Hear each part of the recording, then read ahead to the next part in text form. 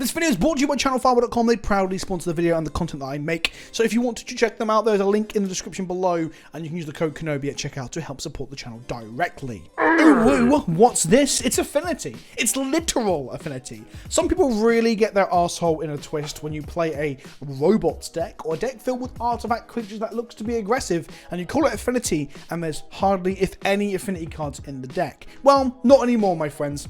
With the introduction of Jumpstart Historic Horizons 2 Electric Boogaloo, it's not even 2. I just stuck a 2 and a Boogaloo on it because it's 4 fucking words. What? A set name with 4 words is too many, alright? I draw the line at 3 words. They've introduced 300 plus cards to Historic, and honestly, it has transformed the format into a very interesting and diverse field that I am enjoying thoroughly. So this is the Affinity deck. This is blue-white Affinity. The uwu is not just a reference to how much I wish I was a furry. We're playing blue primarily, and almost exclusively, for Thought Monitor. Thought Monitor is a 2-2 with Affinity. It's 7 mana usually, but for each artifact we have in play, it costs 1 less. So usually, it's going to cost somewhere between 3 and 1 mana. So our deck has a lot of fucking artifacts in it. This is essentially a Mold Drifter, but for artifacts. It comes into play, it draws you 2 cards, and the reason that's good, some of you might be thinking a divination on a body can't be that good. Well, this deck shits out its hand and goes aggressive. So anything that allows us to claw back some of that card disadvantage by playing weaker cards is massive, and Thought Monitor is the main one for that. In addition to that, the other big include from the new set is Esper Sentinel, a 1/1 for 1 white mana that is a human soldier, so it's playable in humans, it's playable with soldiers if it comes up, and it's an artifact. It's kind of wild how many boxes this ticks, and it has a taxing effect on it. Whenever an opponent casts their first non-creature spell each turn, draw a card unless their player pays X, where X is Esper Sentinel's power. So basically, if you are on the player especially, you slam this down. If they want to if they want to remove this with a 1 mana or 2 mana removal spell, they either have to find extra mana to pay, which then, decreases their utility of their turn, and the usefulness of their turn, you gain tempo, or they let you draw a card, which is a very bad idea when the deck is so good at utilizing this extra cards to apply pressure to your opponent. Beyond that, the other big players in the deck is anything that's a 1 mana creature. So we've got Stonecoil Serpents, that is, fills out the curve. 1, 2, 3, 4, 5, and maybe at a push 6, but we rarely ever get to that much mana. We've also got Vault Scourge, which though it costs 2 mana, 1 of it is Phyrexian. So pay 2 life, 1 color, let's make a 1/1 flying light. We've got 3 copies of Ornithopter. I actually went down 1, but again, it's a 0 cost 0/2, so it's a nice cheap creature. And Esper Sentinel, and that kind of rounds out our cheap creatures. And then we have payoffs. So we have Steel Overseer that grows our team. Oh, that's not true. We have Blinkmoth Nexus in the cheap creature slot, technically, in our mana base. Steel Overseer grows our team when he gets the tap, but I think he's a little bit too slow and clunky. He's been fine, but I think perhaps cutting this to play like 1 more steel, Tempered Steel, and some other sort of artifact threat might be better. We then have Nettle Cyst, which in itself is a 3 mana big old creature where its power times equals the number of artifacts and enchantments you control, but when they kill it with a Wrath or a removal spell, for 2 mana you can equip it again to your Trampling Stonecoil Serpent or your Flying Scourge, or your Flying Ornithopter, again giving us a payoff for playing these cheap shitty creatures. And then Tempered Steel makes all our creatures get +2/+2 indefinitely as a global enchantment. And then lastly, our real big payoff is All That Glitters, a 2 mana +1/+1 for each artifact or enchantment you control, which counts itself and Tempered Steel and all the artifacts. And then lastly, we have our Affinity creatures in Thought Monitor, and this much shitter 4/4 for normally between 0 and 2 mana. You can get as low as 0, which is just another cheap body in many ways. In addition to all this, we actually have access to artifact lands and artifact utility in addition to this, we actually have fuck my old boots. In addition to this, we actually have access to artifact utility in our land base as well. We've got some white sources, some blue-white sources, and honestly, the mana is a little bit shaky in this deck. But we also have a Spire of Industry that makes mana of any color when we have another artifact in play. So Ornithopter plus this allows us to generate white on turn 1, or we can take a turn off playing one of our utility pieces and playing like an Esper Sentinel on turn 2. Treasure Vault itself is literally an artifact, increasing our affinity count, improving our Nettle Cysts, our Nettle Cysts, and All That Glitters. And it can make artifacts, extra artifacts in a pinch when we're flooding. And then we also have Blinkmoth Nexus, like I said, which is an artifact creature. And then lastly, we have a lot of weird utility that I've slotted in as one-offs. I know one-offs isn't the best way to play Magic. It's more concession to current metagame stuff, and these rotate and change a little bit as I play and see different things. Now, yeah, the one-offs is weird. I was originally on like 3 to 4 glass casket, but I found it wasn't always the right answer. For example, Search for Azcanta came up in multiple games, so I moved down to a split of Glass Casket and Portable Hole. Portable Hole allowing me to get things like Search for Azcanta, other people's Portable Holes, and Shadow Spears and such in the mirror.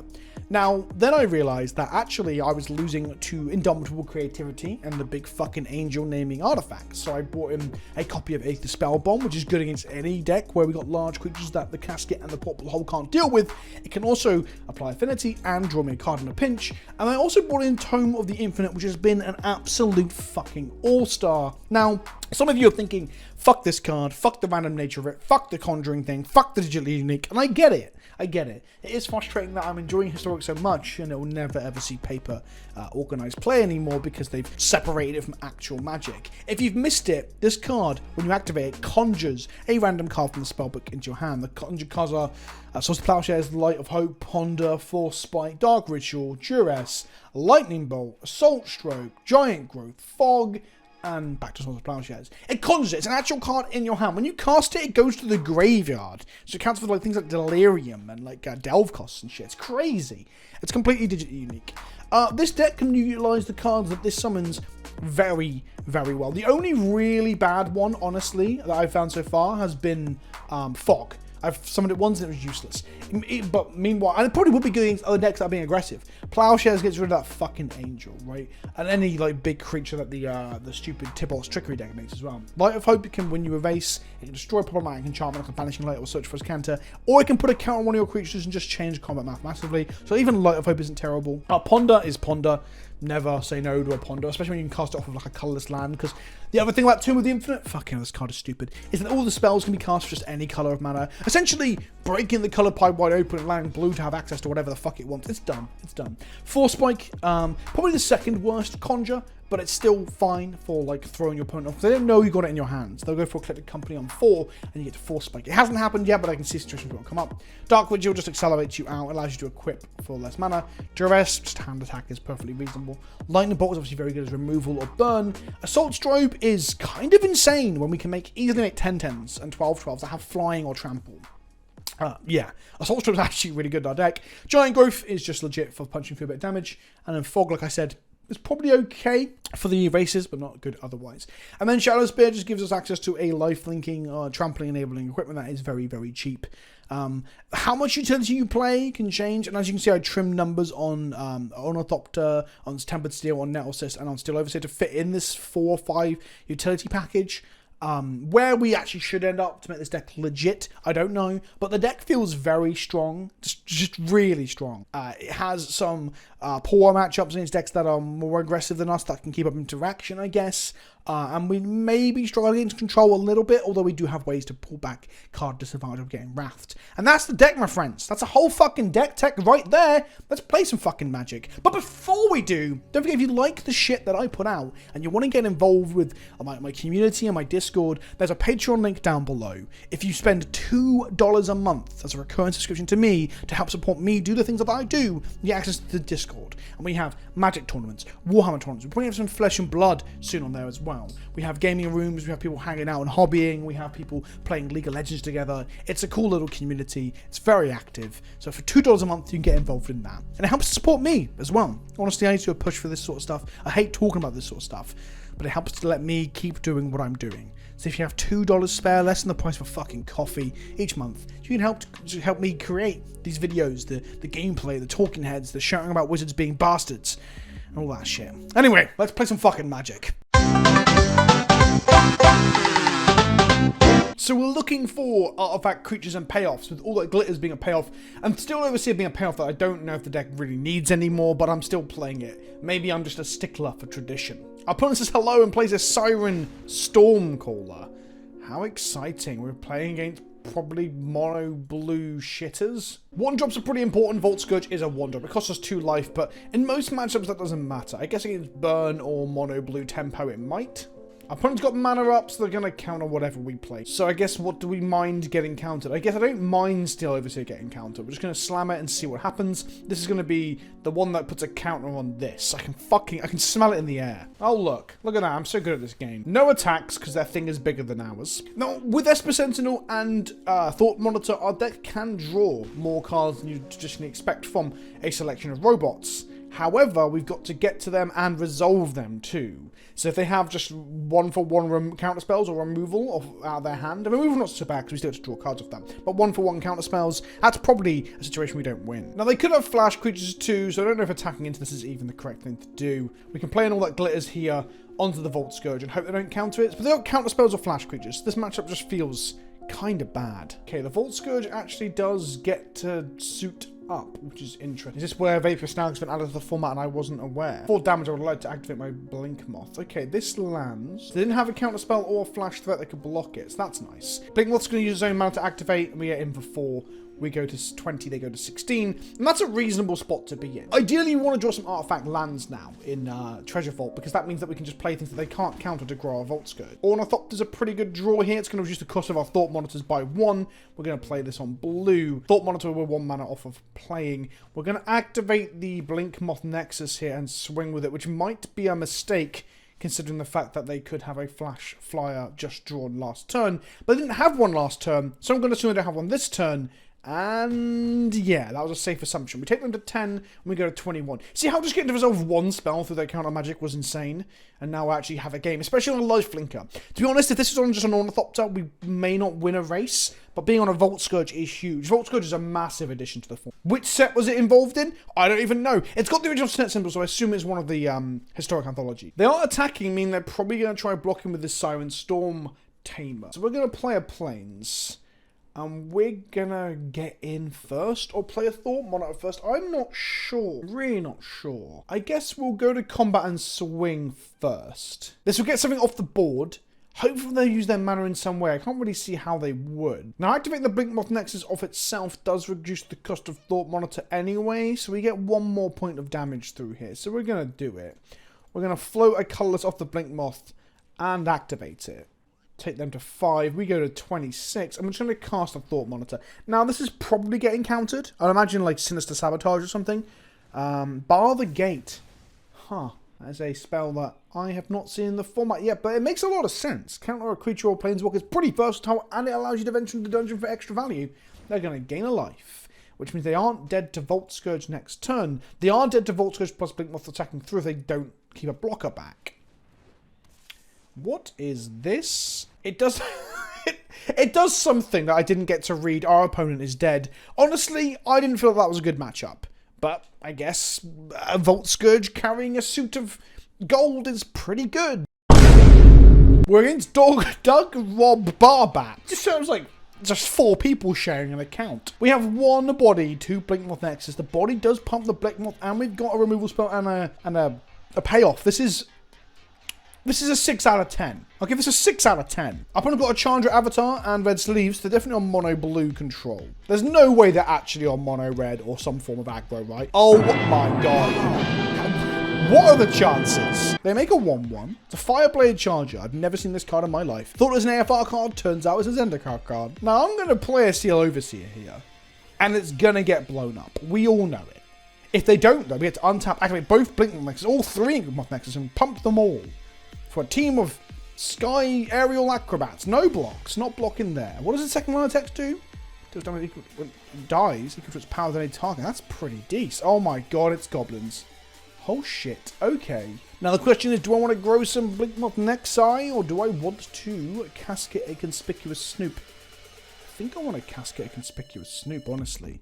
So we're going to play a Hengeway Pathway. We're going to glass casket over here. Get rid of this Snoop. That's right, Snoop Doggy Dog. Get in the casket with a cute fox. And then we're going to activate this Blink Moth. And then we're going to just activate our Steel Overseer. Get some counters and stuff. So the chance of actually getting removed or killed by creatures is relatively slim. There will be some damage spells in their deck. What does this do? When it becomes blocked, it deals 1 damage to target blocking creature. Woof, okay. Stone Coil Serpent A. That can be a big old boy. So we're just going to play that for 4. And then we're going to pass the turn to them. No attacks. Now, if we kill the charger, it pings stuff. The javelin, it pings stuff upon blocks. We can't just like, just slam things in front of goblins here. We got to do the math. We got to do the science. We got to do the smart, clever stuff. They go through combat and don't do shit. So we're just going to do the pump. We drew another all that glitters. I'm tempted to really glitter up my stone coil. Like, what's the chance of them having a braid? What are the actual chances? They're slim, right? They're real slim. We're just going to go ahead and we're going to glitter this stone coil serpent. And then we're going to glitter this stone coil serpent again. Oh my god. Fucking Arena just paid. What the fuck, Arena? You just tap both my white sources when I have white spells in hand. For fuck's sake, Arena. For fuck's sake. Let's make sure it doesn't fuck me on this blink moth as well, shall I? Animate this as well. Go to combat. We're going to swing in for a whole bunch of damage here. Our opponent's stuck on lands and everything. It's kind of brutal here. They're going to block like this so they can ping and kill and stuff like that. I won't animate this blink moth then. We're just going to pump everything so this blink moth nexus in the sky doesn't die to these two dying. Take them to 8. They lose most of their board. They get to ping some stuff. That's going to ping my face. I guess they wanted to ping the blink moth, but the blink moth is now a 3/3. Yeah, Arena completely fucked me there on, like, presenting... Was it lethal? Was that actually lethal? I think that was lethal. Jesus Christ, Arena. Either way, it doesn't matter, because all that glitters is gold. We have cheap beaters and we have 1 payoff. The only problem with this hand is that it is only 1 payoff with no way to draw cards with no Esper Sentinel. So if they just have an answer for all that glitters, we aren't doing a whole lot. But we have perfect mana. Well, almost. We have no artifact lands. Artifact lands are good. So, okay, not a bad draw in Nettle Cyst either. We're going to play this on white and we're going to play Vault Scourge, paying ourselves 2 life. Because Phyrexian Mana was a fair mechanic. I think we want to empty our hand before we go for all that glitters, unless they play a good, strong defensive card that we have to beat through, because we don't want to open up a 2-for-1 early. We'd rather they used removal inefficiently on like 1-for-1s early on, and then get the 2-for-1, get the 2-for-1, be less likely ongoing. They've played a Llanowar Elves. We're gonna go ahead and play a white source, and just slam a serpent, I guess. Also, the wider we go, the easier it is to cast our Thought Monitor. Fun fact, if we put Hendrick here on blue, if we drew an artifact land next turn, we can play Thought Monitor for 3 mana. So, sequencing was off there. This was good if, like, Hymn to Turok or something similar was even in the format, but it's not. Elite Spellbinder here is gonna probably name the Thought Monitor, honestly. Well, they're gonna name the set analysis because it's the next valid play. No, it was the Thought Monitor. So, our misplay didn't hurt us if I draw an artifact land here. We're all good. Now, they've got a 3-1 and we want to punch through it, so I think I'm just going to play all that glitters onto our Stone Coil Serpent because it has Trample. And then I'm going to get in for 6 and I'm going to offer up a Vault Scourge exchange with this Elite Spellbinder as well. I really don't mind trading 1-for-1. Oh, we'll lose 1 point of damage on the Stone Coil Serpent, but I don't mind getting this 3-1 off the board. They just take it to the face and yeah, okay. So far, so good. They appear to be like a green-white company of some description. Elite Spellbinder and Llanowar Elves being staples in multiple green-white decks. Renane making our spells cost more than a non-creature spells. That includes, well, not Nelsis, because Nelsis is actually only less than 4. There's a Scavenge used as well to gain them life if we have things in the bin, which we don't. Can they group block down my Stone Coil Serpent? They can now, can't they? But if I go ahead and play a Nettle Cyst, they cannot. It'd be 7. We're going to slam in with a Stone Coil Serpent. Do they block here? They're looking for a Skyclave Apparition to get rid of our Stone Coil Serpent. That's what they're looking. They are going to go for the old group block Arena, who's not waiting for the Sky Mage thing. Does it just kill everything? That's 6 points of damage. It does just kill everything, and I'm okay with that. It's a 3-for-2, and we got a point of damage through. We empty their board out. They're just trying to bide time. Killing that also made our Thought Monitor slightly more expensive. Next turn, an artifact land or an Ornithopter does turn on our Thought Monitor. I'll take that. That is a Kazandu Mammoth and a Luminup Aspirant. They're going to get a big body on the floor, but we've got a Vault Scourge we can actually equip the Nettle Cyst too if we want. We drew another Vault. We're going to pay it for Phyrexian life. We've got access to the Thought Monitor next turn. I'm going to move this Nettle Cyst across to the unsummoning sick Vault Scourge and just get in the sky for 5. This puts us on lethal next turn if you play an artifact, turn this into a 6 damage. Of course, again, like I said, a Skyclave Apparition does turn this off, but we can then move the Nettle Cyst onto the Vault Scourge as well, which means we still got lethal if we draw. Well, no, because the Vault Scourge will be gone. We won't have lethal. But they just have a big old ground defense with some chunky elephants and not much else. They attack for 6. We see no blocks. Guess the hope, though, is that we block with an artifact. We drew an Ornithopter, so we could have gone Ornithopter into Thought Monitor, into whatever Thought Monitor drew us, into swing into the face. Yeah, all that glitters is gold, and Nettle Cyst, and all that shit's pretty good.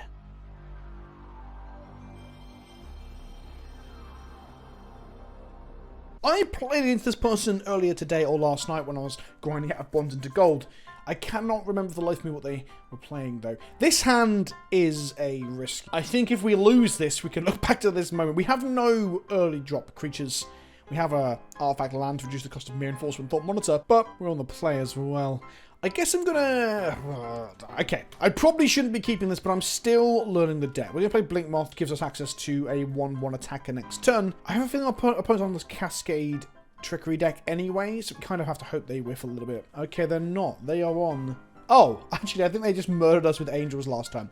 Portable Hole is good here, though. So we're going to play the Hengeway, and we're just going to Portable Hole the Soul Warden. I think we could have waited, perhaps, for the 1/3 Angel for 2 mana, but I don't know. I don't know, honestly. I just don't know. They normally just curve out Angel into Angel into Angel, then you die. So, okay, Speak of the Heavens. The downside of having to Portable Hole so early is that we don't have blue mana now for our Thought Monitor, and this deck's mana base isn't the greatest. We're going to play an Esper Sentinel. These have Reach. No, they don't. They have Lifelink and Vigilance for some inexplicable reason. We're going to make a 1/1 when we get into the red zone. Next turn, we can play the Mirror Enforcer. Hoping we draw a blue source, honestly. Blue source would be decent, but it's not guaranteed in our deck. They play a Soul Warden. No life gain for them. They play a Youthful Valkyrie. This is the one that I was on about. Maybe this is the one to take out. They gain a life. We draw a Mirror Enforcer. We're going to go Treasure Vault, making the Mirror Enforcer cost 3. And then our next Mirror Enforcer costs 2. So no attacks and nothing from us. We really need to draw a payoff at this point. Casting these Thought Monitors to draw into something, or just drawing some sort of all that glitters, or okay, Banishing Light. Is that going to go on our Portable Hole? Are they going to pay for the Esper Sentinel tax? They are. Is it going to take the Esper Sentinel? Is it going to take the 4/4? It's going to take the Esper Sentinel. They don't want us to draw cards. That is reasonable. And they just get in for 1? No attacks, not even in the sky. Okay, we're going to play a Volt Scourge. And there's no reason... well, we actually have any black mana, so we will pay life. There's no reason not to pay. They get 1 life. We could swing with this Blink Move, but there's no reason to. Mirror Enforcer costs 2. If the Enforcer dies, it costs... so we're going to just get in with our Mirror Enforcer. Keep their life total down. If they group block, we love life. They do not. And then post-combat, we're just going to play another Mirror Enforcer. We might be Treasure Vaulting next turn to make a blue source so we can cast a Thought Monitor. They've got a lot of lands and a Castle Ardenvale, 1 card in hands. They've got a 1/1 every single turn now, which also gains them a life and is also a blocker for Mirror Enforcer. So we're not really getting anywhere unless we draw some sort of payoff. They're just going to do it now, main phase. What does that do? Puts them to 20, doesn't activate this. Guess they just wanted to do it now, I guess. We didn't draw another land, so we can Treasure Vault for 1, I guess. Yeah, we're going to Treasure Vault for 1. And then we're going to cast Thought Monitor because the treasure counts towards it. So Treasure Vault gave us 1 treasure. We use it for Thought Monitor. We drew another Treasure Vault, which isn't terrible. And then we just attack them with 2 4/4s? Yeah. What's the worst that could happen? They're going to block one of them with the Expendable Human. And then they're just going to take 4. So we keep their life total low so the Speak of the Heavens isn't just spawning fucking angels all over the shop, which is nice. I don't know what they really... I guess they might have the Book of Exalted Deeds as a win con thing, and we can't really deal with that. They play another Youthful Valkyrie. They gain a life. They put a count on the other Valkyrie. They can attack in the air. They have been able to attack in the air for a while now. Luminup Aspirant also makes their attacks in the air pretty fucking good. We drew payoffs, by the way. Oh, we've drawn 3 payoffs in a row. I'll take it. I will take it. I guess I want to play 1 more Thought Monitor before I slam. So activating Treasure Vault here to make another blue treasure. Sacking off a vault, make a blue. Use the blue to cast Thought Monitor. Widening our board out. We're trying to hit another white source for our Hengate as well. Drew an Esper Sentinel and another Thought Monitor, which is pretty funny. We'll play another Esper Sentinel then. And now they've got a 3/5. They can actually double block the 3/5 and the Youthful Valkyrie and we'll lose in Mirror Enforcer. But I think I'm okay with that, honestly. I'd happily kill another Youthful Valkyrie in the air. Okay, they just block 1 and take 4 and go to 17. They draw a card off the top. They are raw dogging it. They've got another Plains. So it means they're going to make a 1/1, gain life, have an expendable blocker. And now we can put like Tempered Steel on a flyer and just start slapping them about the face. Oh, wow. I say Tempered Steel, I mean all that glitters. Okay, that's all that glitters onto this Volt Scourge. That's a 10/10. Just a casual 10. Actually an 11/11. And they've scooped it up. All that glitters is golden. I was told that by a rock song in my youth. Now, I realise we haven't really played against any metagame decks, or the stuff that I was expecting to play against as we got into the golds and up into the platinums and stuff. All the stuff that showed up in the Hoolandia tournament, and things that I'll be playing on the channel. After I finish recording this and editing and putting it up, I'm on to the next deck, because I'm hyped for us to work and playing different things. So I'm sorry if you're sat there thinking, where the fuck is, like, the Indomitable Creativity deck, or any of that sort of stuff. It's just the way it is. This hand doesn't really have any true payoffs, but we have 2 different ways to draw cards and loads of bodies, so I think this is perfectly fine. Our opponent is on Snow-Covered Swamp into Inquisition of Kozilek. Oh, okay. This feels like some real magic. Love these sleeves. They are gorgeous. Look at that. That's my favourite. Absolute hands down favourite of any art that involves Godzilla. They took the Vault Scourge. They know the power. They know the power. We're going to go ahead and play the Hedgeway Pathway on white and just slam a Sentinel that they know about. They don't know about the second Sentinel. That was sequencing, my friends. I'm so fucking good at this game. Hopefully they don't have a 1-mana removal spell they can pay through. If they want to kill this, they've got to pay. No, they just can play a Dusk Legion Zealot. This might be the Vampire deck. We did top 8 the event as well. So, we might be seeing a Sorin next turn. So I think I'm going to go a bit crazy here. Play this for 1. Is it? Pay 1. What's it going to suggest? Yeah, the Blink Moth. Okay, good, Arena. Well done. Well done, Arena. Just going to flood the board out with this. There's no way in hell we attack, because they'll just trade the Zealot for the Sentinel, and I'll feel like a dum-dum. In for 1, no blocks. They are vampires, so tribal synergies mean that killing something that's on the board is kind of good. They didn't play a Sorin, they nuked my graveyard. This is fine. We've got an All That Glitters.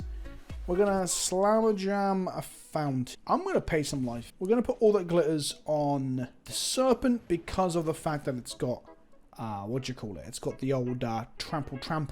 We're going to get it. I don't know why I keep double saying words. I'm so sick of myself and everyone around me. Get in 5. They're not going to block. And then we're just going to activate Blink Moth Nexus to pump with all of the glitters. So we get in for 6. Pass back to them. And then next time we can slam a Thought Monitor if we draw land, or play a 0-cost artifact, which isn't unlikely. And they're done! Vampires cannot withstand the power of gold. I thought they were allergic to silver. Or maybe that's werewolves or oozes. I don't know. I'm not a Twilight-loving loser.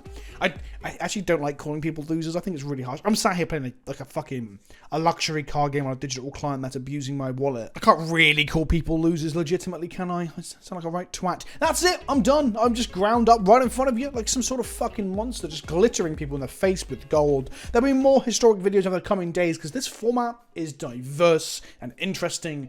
I love it. I'm falling in love with this format. I think it's really fucking cool. Problem is how expensive it is to play more than one deck. But that's just a drum that I can keep banging, but it doesn't change anything. Like, I can bang it as hard as I can. I can bang it harder than I'm banging your mum, but it's not going to help anything, is it? Because Wizards don't listen to me or the community. They don't give a fuck. They're making money hand over fist. But, yeah. I think Historic Anthologies has had a really... Historic Anthologies. All the Historic Anthologies plus Jumpstart Historic Horizons has had a really interesting effect. I mean, a cool and interesting format. If they do this, like, every quarter or every half a year, probably be too much. I'd like the format to shake out a little bit, not get artificially rotated this often. But so far, so fucking good. If you enjoyed the video, hit that like button, don't forget to smash that bell. And if you really like the shit that I put out, there's a link to my Patreon in the description below that you can hit to get involved with my Discord and help support me directly. Thanks for watching, and I'll see you all soon. Ta-ta for now.